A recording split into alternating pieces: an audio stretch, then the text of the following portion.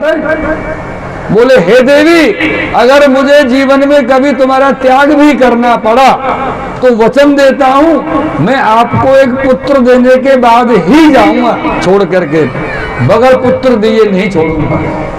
तो देवहूति जी ने चरण पकड़े, बोले महाराज वो वचन दिया था आपने, एक पुत्र दे करके जाओगे। पुत्र तो हुआ ही नहीं, 9 पुत्र ही और आप जा रहे हो। याद आया वचन निभाने के लिए, फिर रुके बेचारे। समय के साथ फिर देवहूति जी को गर्भ हुआ, गर्भ आया और गर्भ के पश्चात में भगवान श्री कपिल देव जी का प्रागट हुआ है। बोलिए कपिल देव भगवान की जय। तस्याम बहुत थे काले भगवान मधुसूदन कार्दमं वीर्यमापन्नो यज्ञग्नि विविधारूढ़। भगवान श्री महाराज कर्दम जी के से द्वारा उत्पन्न श्री कपिल भगवान का प्रागट्य हुआ है। और जैसे कपिल भगवान का प्रागट्य हुआ, उनके यज्ञ पवित्र संस्कार इत्यादि कराने के बाद कर्दम जी बोले कपिल जी से, बोले महाराज मेरा कार्य पूर्ण हुआ, अब अपनी माँ को संभालो और मैं चला। कपिल देव जी ने अपनी माँ देवहूति जी को अनेक प्रकार के योग साधन और भक्ति योग सभी प्रकार के साधनों का वर्णन कराया, तत्व दर्शन कराया, तत्व दर्शन का वर्णन किया है। उसके बाद में आपने भक्ति की पराकाष्ठा को वर्णित कराया है।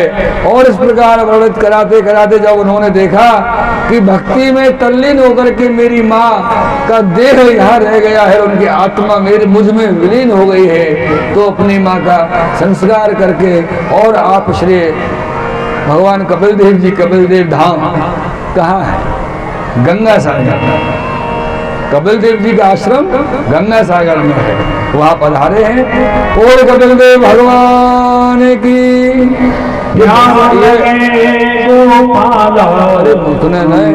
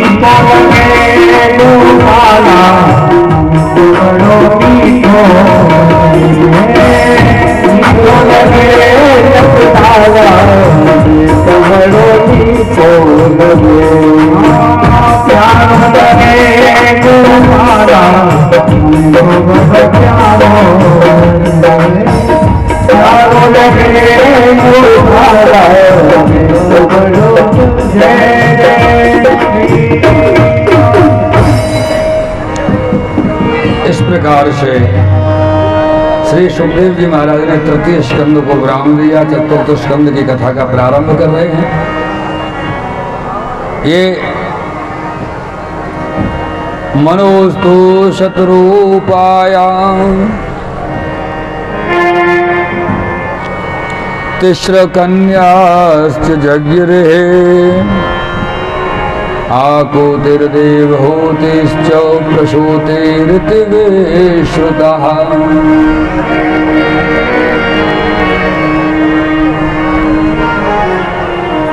मनु जी महाराज की 3 कन्याएं थीं, आकुति, देवहूति और प्रसूति।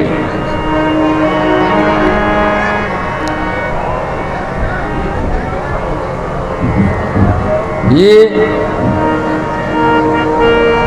तीनों कन्याओं के वंश का वर्णन किया जा रहा है। आकुति का विवाह रुचि प्रजापति के साथ कर दिया गया।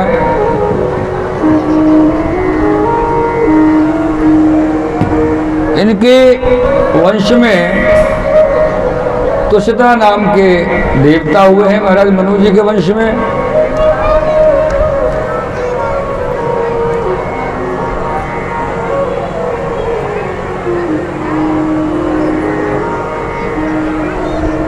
और ये दक्ष प्रजापति जो है, इनकी कन्या सती, सती का विवाह हुआ था भगवान शिव के साथ में, भोलेनाथ के साथ में। मेरे प्रेमियों, जब भगवान भोलेनाथ से विवाह हो गया था सती जी का, उसके बाद में एक समय क्या हुआ कि दक्ष जी जो थे ये पूरी सभा के अध्यक्ष थे। और जब सभा में सब लोग बैठे होते हैं और जब बड़े आते हैं तो सब खड़े होकर उनका सम्मान करते हैं, स्वागत करते हैं। और अध्यक्ष थे वहां तक तो ठीक था, लेकिन इनका स्वभाव कुछ खराब हो गया था। जब मन आए, जिसका मन आए, अपमान कर देना, बेइज्जती करना, चिल्लाना, डांटना। कोई किसी भी देवता पे चिल्ला पड़ते, किसी भी बेचारे देवी देवता को डांट फटकार कर देते, सबको अच्छा नहीं लगता था। अरे अध्यक्ष हो तो तुम्हारा सम्मान इज्जत है, तो अपनी भी तो सम्मान इज्जत है, क्यों उतार रहे हो भाई? भोले बाबा भी सभा में आते थे, लेकिन भोले बाबा को कोई मतलब नहीं। अपने आए, आसन पर विराजे, नेत्र बंद की और ध्यान में मगन हो गए, जिसको जो बोलना है बोलता रहा। भोले बाबा के अंदर यही तो विशेषता है कि भोले बाबा किसी पर ध्यान नहीं देते, अपने आनंद में रहते हैं। पता है क्यों? क्योंकि इस समस्त सृष्टि के पहले वैष्णव हैं भोलेनाथ। वैष्णवानाम यथा शंभो।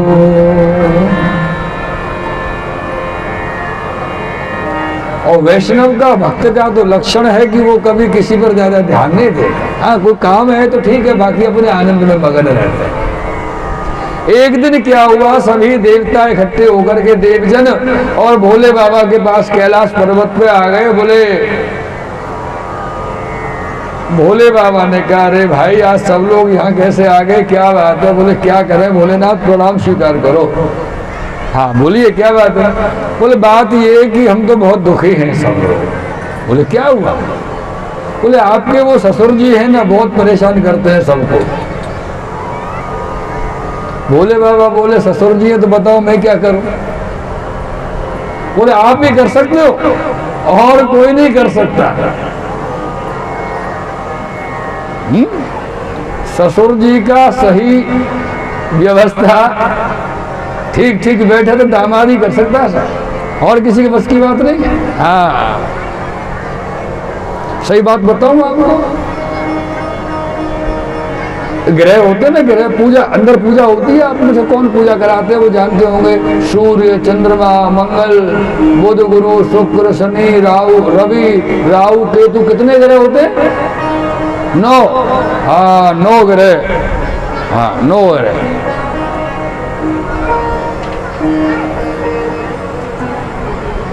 और ये 9 ग्रह जब किसी ना किसी पर चलते रहते कुल पे, किसी पर शनि चलता है, किसी पर राहु बकरी हो जाता है, किसी पर मंगल बकरी हो जाता है, कोई स्वमार्गी हो जाता है, कोई कुमार्गी हो जाता है। लेकिन ऐसी स्थिति में भी इन सभी ग्रहों को शांत करने का इलाज है इनके पास। हाँ? जो ग्रह नाराज है जाए तो पंडित जी को बुलाओ, सामान दो, पूजा कराओ, पंडित जी बैठ के पूजा करेंगे मंत्रों से। जो मंत्र बोले जाएंगे, हरि ओम आकृषणेन रजसा वर्तमानो निमेषयन् मृतञ्च हृणयेन साविता रथेन देवो याति भुवनानि पश्यन्। क्यों पंडित जी, सूर्य जी वो यही है ना। हाँ, ऐसे ही सब ग्रहण के मंत्र बोलो, ग्रह शांत। लेकिन ये जो 10वां ग्रह है, सदा वक्र सदा रुष्ट, सदा वक्र सदा रुष्ट, सदा पूजा उपेक्षते, कन्या राशि स्थिते नित्यम, दामादो 10मो ग्रह। 9 ग्रहों का तो इलाज हो सकता है, 10वें ग्रह का इलाज नहीं है साहब, बड़ा मुश्किल है। दामादो 10मो ग्रह, बाप रे बाप। और कितने सुंदर श्लोक तैयार किया मंत्र, सदा वक्र। जब जमाई घर पे आवे तो और साहब कुमार साहब कैसे, ठीक है,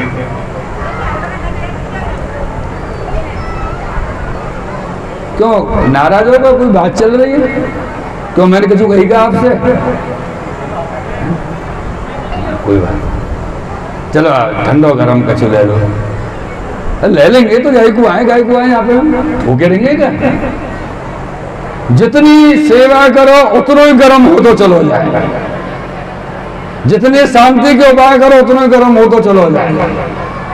सदा वक्र सदा रुष्ट, जब देखो तेवर गरम, जब देखो टेढ़ोई बोले,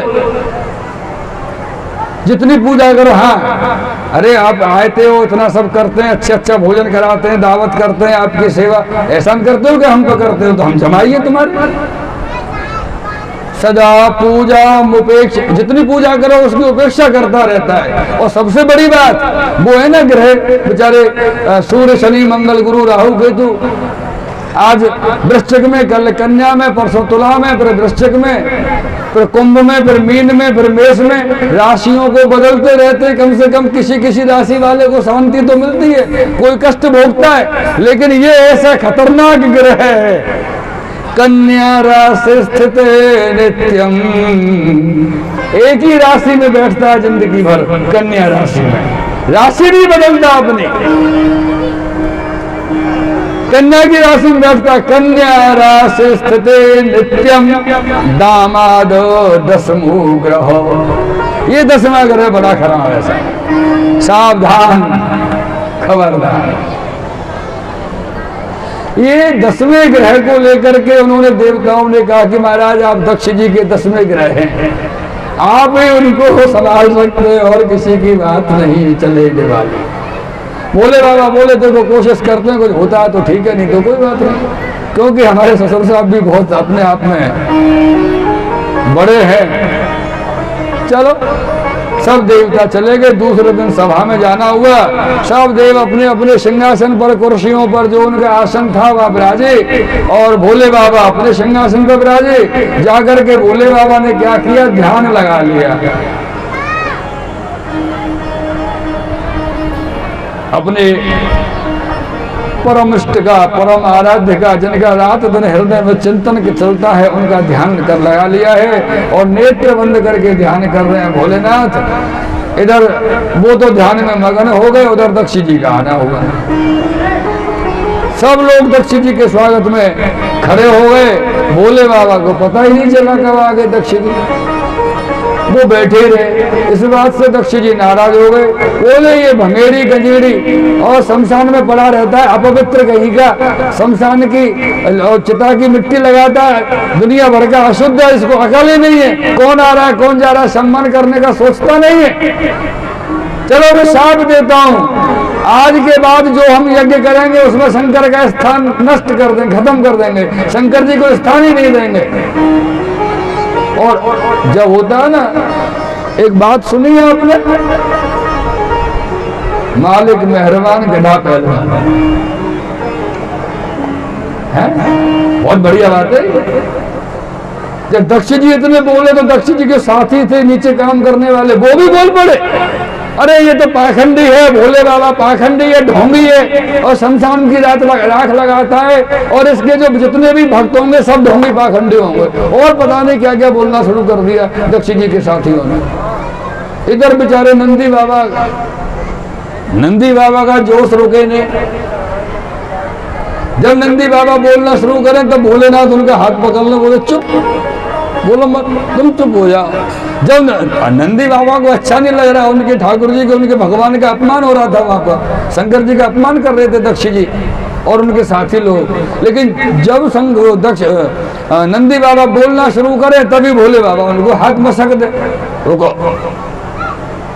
मसक क्यों रहते हाथ को पता है?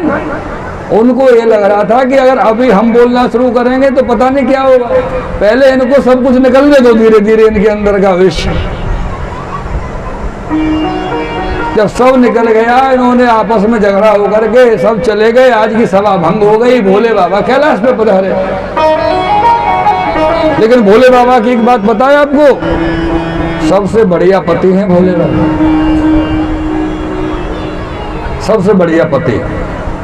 आजकल अगर कोई जमाई के संग ससुराल में ऐसा हो जाए, ससुर साहब इतना अपमान कर दें कोई भी जमाई को, तो बेचारी घरवाली की तो आफत आ गई। बात तो महीना दो महीना चैन से जी नहीं दे, तेरे बाप ने ऐसे कही, कछु बात ना है, कोई बात ना चले तो तेरे बाप ने ऐसे कही। अरे भैया मेरे बाप ने कही, मैंने तो ना की, मेरे क्यों खून पीवे देवता, रात और दिन पीछे पड़ गए हो मेरे। बाप ने कही तो बाप से समझ जाए कि मेरे क्यों पीछे पड़ रहे हो। लेकिन भोले बाबा ऐसे नहीं थे। भोले बाबा ने सती जी को एहसास भी नहीं होने दिया कि कुछ हुआ था, वहां पे आकर के अपने आनंद से विराजमान हो गए। उधर सती जी के पिता दक्ष जी ने यज्ञ का प्रारंभ किया है, यज्ञ प्रारंभ किया, सभी देवताओं को निमंत्रण दिया। सबको निमंत्रण देने के बाद में 2 मिनट, सबको निमंत्रण देने के बाद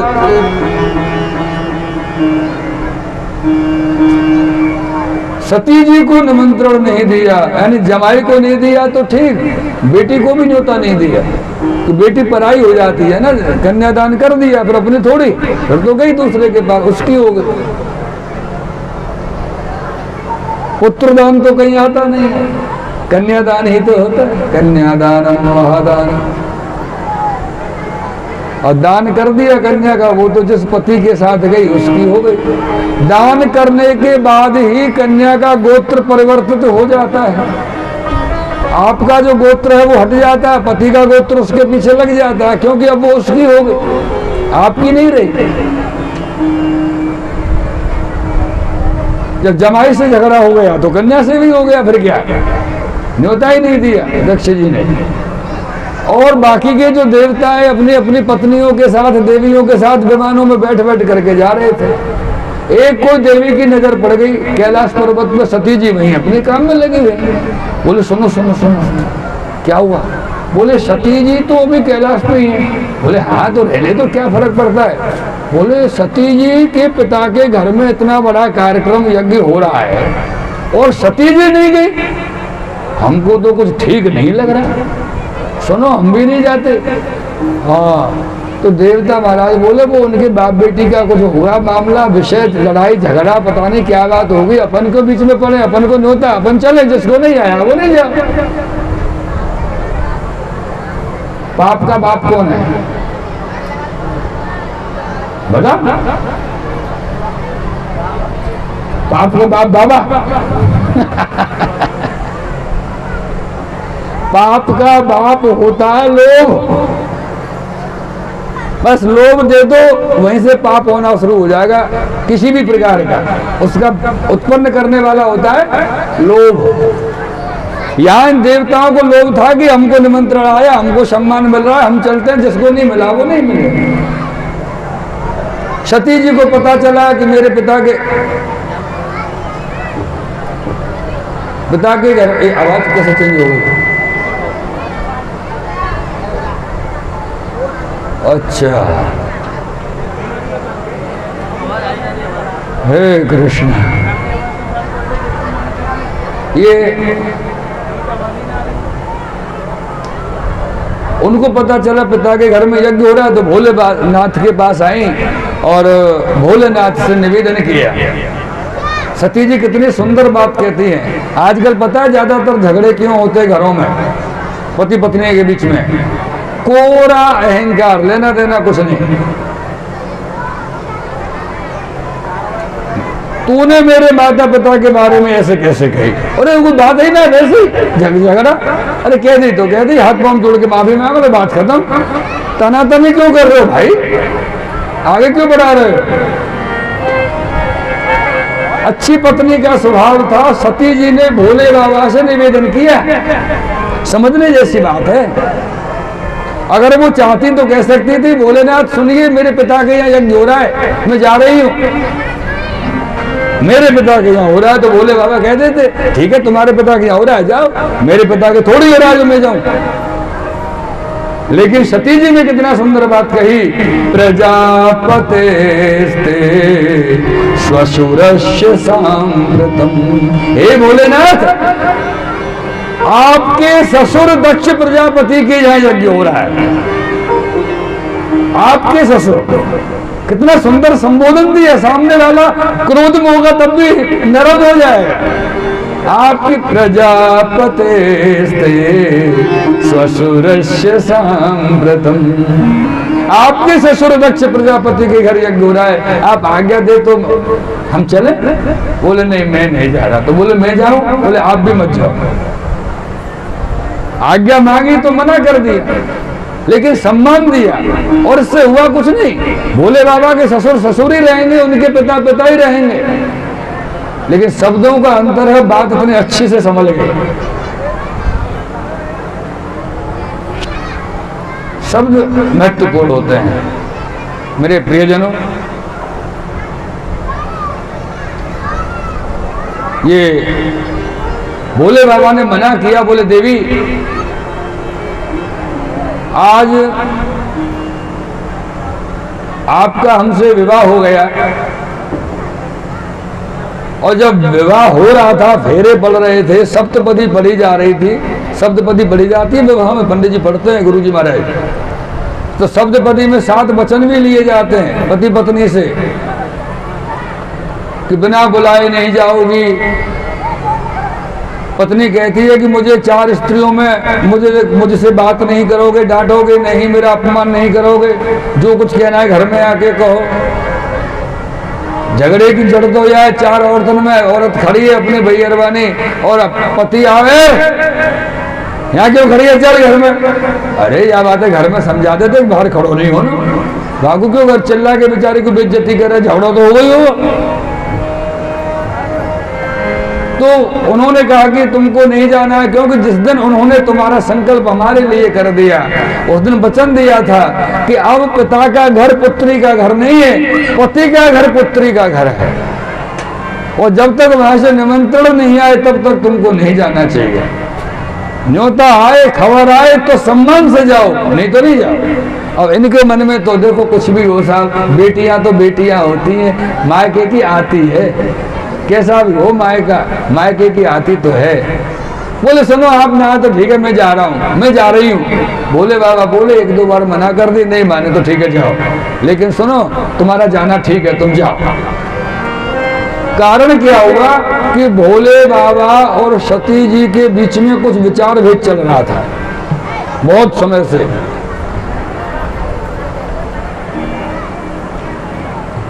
वो राम जी जब वन में गए, सीता जी का हरण हुआ था, तो भोले बाबा और सती जी वन से निकल के आए। सती जी को संदेह हुआ, राम जी की परीक्षा लेने पहुंची सीता जी के रूप में। जब भोले बाबा ने इनको ध्यान करके देखा कि मेरी माता जी का रूप धारण कर लिया है, तो भोले बाबा ने उस दिन पत्नी के स्थान से त्याग कर दिया था सती जी का।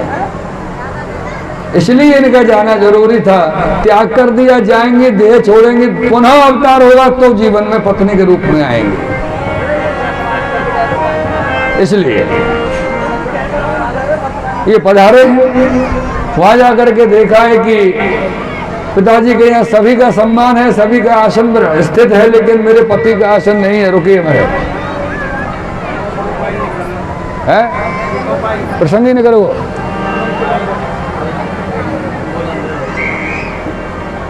पिता भगवान जब गई भवानी, पिता भगवान जब गई भवानी, पिता भगवान जब गई भवानी, पिता भगवान जब भवानी,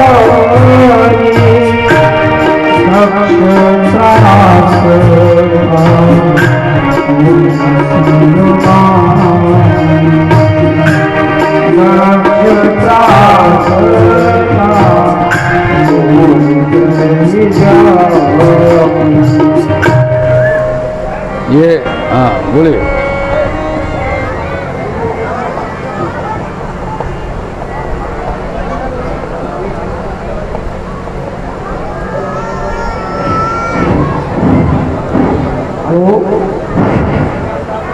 राज महाराज की जय। देखिए श्रीमद् भागवत में कुछ दानदाताओं का दान आया है, वो इस प्रकार है। 100 रुपये प्राची सभा वीरंगर एक गन्ने मंडी से बढ़िया है, और 500 रुपये श्री दयाराम जी राजपुर, 200 रुपये महेंद्र टेंट हाउस और भूरा बघेल अहमल, 1100 रुपये कैमल किलो गेहूँ ओम प्रकाश सीताराम बाबा रामपुर। और देखिए ये जो है भागवत यहाँ चली रही है, आप सबको मालूम है, आज शायद तीसरा दिन है। और यहाँ ये बच्चे बहुत उद्यम करते हैं। किसी बच्चे के बाई चांस किसी कारण बस करंट वंट आ गया तो बहुत बड़ी घटना हो जाएगी। बच्चे फूलों से चिपकते, खम्भों से वो होते, और जो कलसों में से सारे पैसे निकाल ले गए। और किसी के बच्चे से कुछ कहे तो बच्चे जो है नाराज होकर घर वालों से कहते। ये किसी एक की व्यवस्था नहीं है, ये सब पूरे गाँव की पूरे क्षेत्र की व्यवस्था है। इस व्यवस्था को बनाए रखे। राधे राधे, जय श्री राधे। राधे राधे।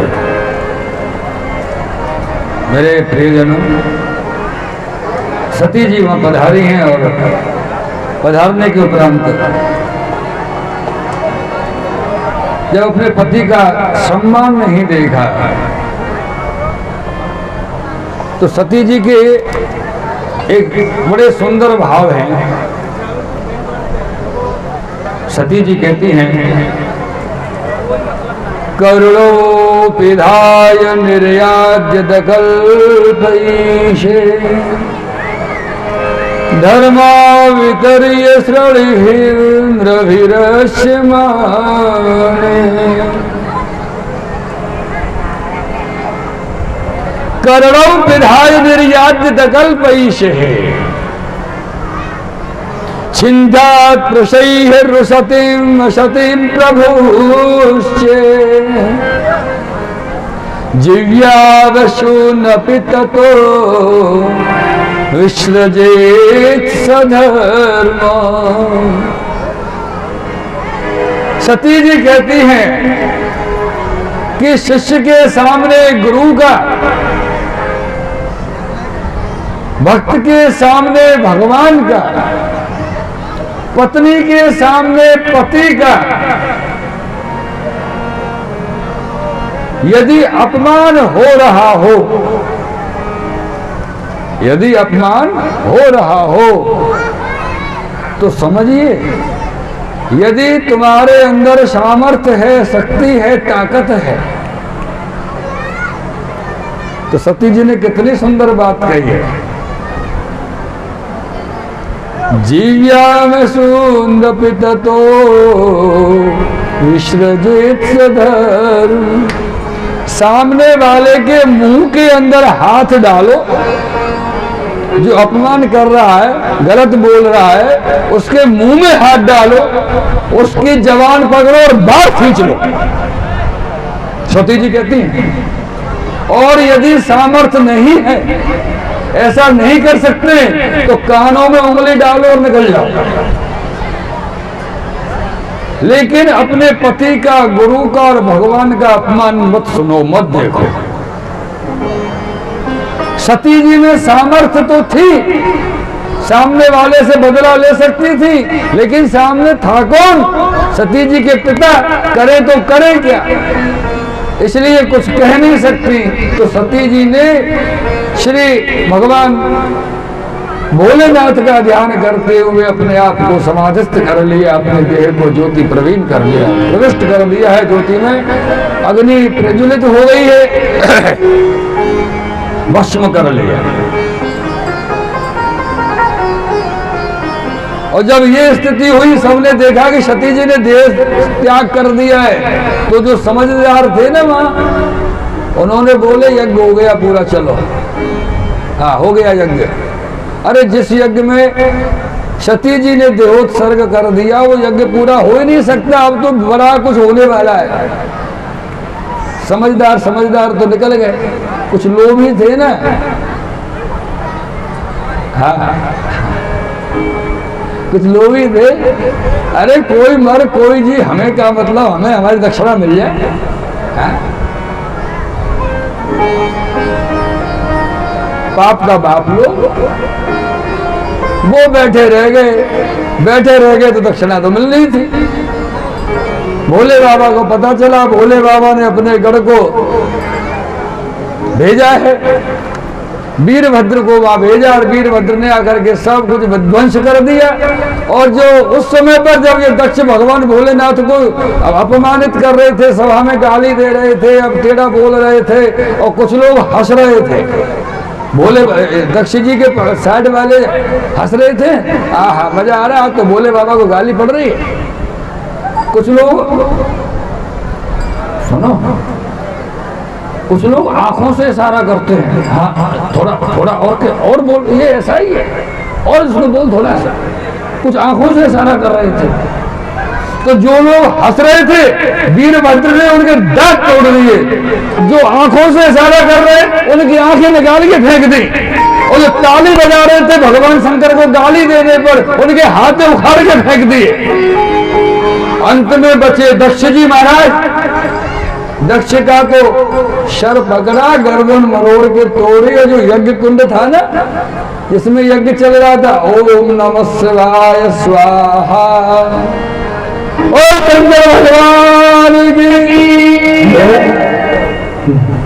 ये सती देहोत्सर्ग का प्रसंग, रक्षक का प्रसंग सुखदेव जी वर्णन कर रहे हैं। जब सबको लगा कि अब तो सब खेल हो गया, कहाँ जाया जाए, ब्रह्मा जी के पास पहुंचे। ब्रह्मा जी बोले हम कुछ नहीं कर सकते।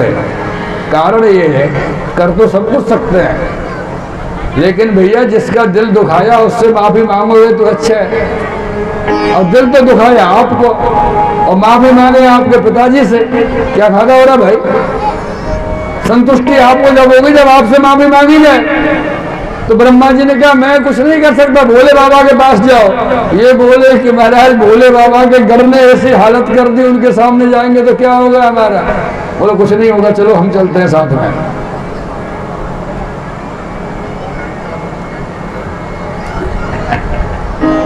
ये भोले बाबा के पास गए और सबने आकर के भोले बाबा से स्तुति की, निवेदन किया, वंदन किया, और भगवान रुद्र के क्रोध को शांत किया है। या रुद्र के क्रोध को शांत करने के बाद भगवान रुद्र प्रसन्न हुए हैं। और स्तुति में सबने बोला है कि त्वं क्रतुस्त्वं हविस्त्वं हुताशो स्वयं त्वं हि मंत्रो समेदर्भपात्राणि च त्वं सदशर्त्वजो दंपति देवता त्वं हि अग्निहोत्रं स्वधा सोम आजं पशु। ब्राह्मणों ने भगवान की स्तुति की। नमः शिवाय, ओम नमः शिवाय, नमः शिवाय, ओम नमः शिवाय, ओम नमः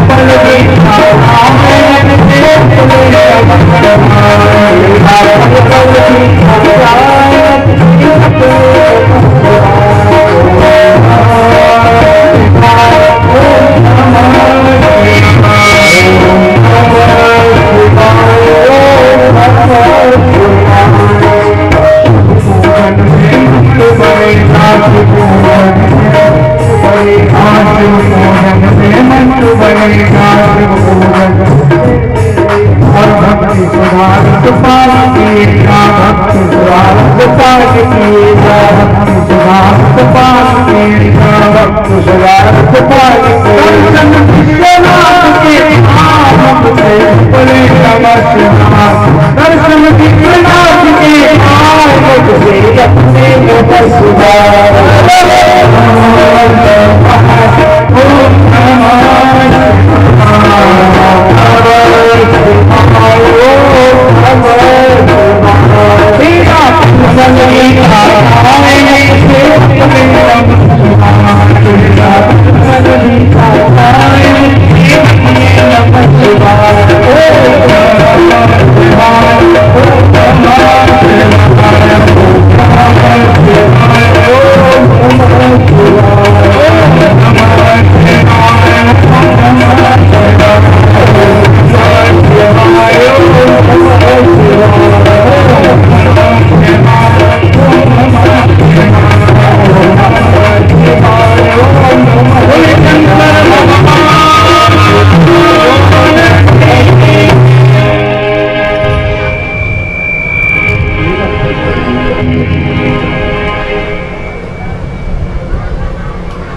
भगवान भोलेनाथ और सती जी का ये प्रसंग श्री सुखदेव जी महाराज ने श्रवण कराया।